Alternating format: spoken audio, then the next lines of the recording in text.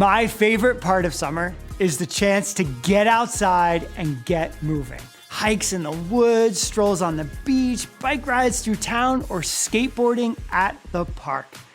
When the warm weather hits, I can't wait to travel anywhere my legs can take me. You know, life is a journey like that too. Throughout our whole life, we'll be on the move. And at some point, we start to wonder if we're traveling on the right path, headed in the right direction, or following the right people. And this isn't just for our careers and relationships, it's also how we approach our faith. You and I, well, everyone really, are all on a journey of faith. And we're on a journey of following Jesus and learning to live the way Jesus taught us to live. That's the biggest adventure the world has ever known. We get to spend our whole lives learning what it means to have faith and follow Jesus with the things we say and do. So, get ready, get set, and get moving. This summer, let's help kids see that faith isn't just something we believe, it's more about something we put into practice, here, there, and everywhere Jesus takes us. We talk about faith like this: trusting in what you can't see because of what you can see. This definition of faith is summarized perfectly in our memory verse for the month of June. In Hebrews 11:1, we read, "Faith is being sure of what we hope for. It is being sure of what we do not see." Our faith is in a God we can't see. Yet, we can see all God has made, talk about what God has done, and experience what God continues to do in our lives.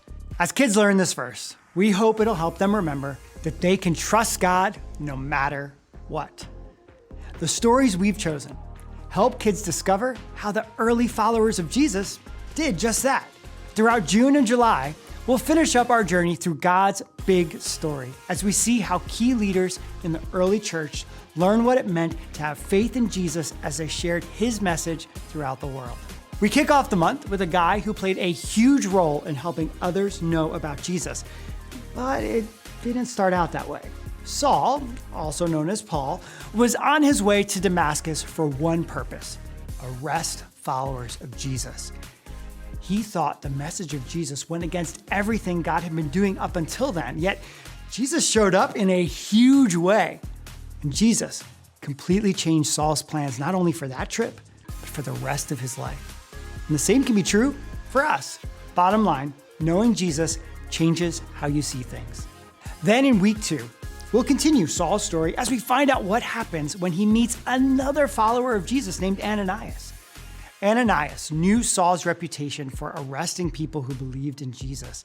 And when Jesus told him that Paul would be coming over, he must have been at least a little bit nervous. But Ananias also believed that Jesus could change anyone and trusted that God would take care of him. And God is with us when we're afraid too. We can have faith that God will give us what we need to get through anything we face. Bottom line, God can help you face your fears. We'll continue the month with another one of Jesus' closest followers, Peter. Yeah, as a good Jewish person, Peter would have been sure to eat the right things, follow the rules, and never go into the home of a Gentile, a person who wasn't Jewish. But through a dream and some messengers, Peter realized that God had big plans for the followers of Jesus. Peter went to the home of a Gentile named Cornelius, where he discovered that the story of Jesus really is for everyone. Bottom line, God can change the way you see others. We wrap up June in week 4 with another moment from Peter's life. Peter was stuck, literally.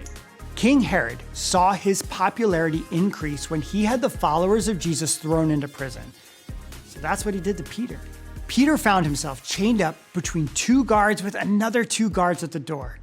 But that night, God sent an angel to the rescue. And with the angel's help, Peter walked right out of the prison to the home of where Jesus' followers had met to pray for Peter. They could hardly believe what they saw. God answered their prayer, and Peter was with them again. Bottom line, God is with you even when you feel stuck.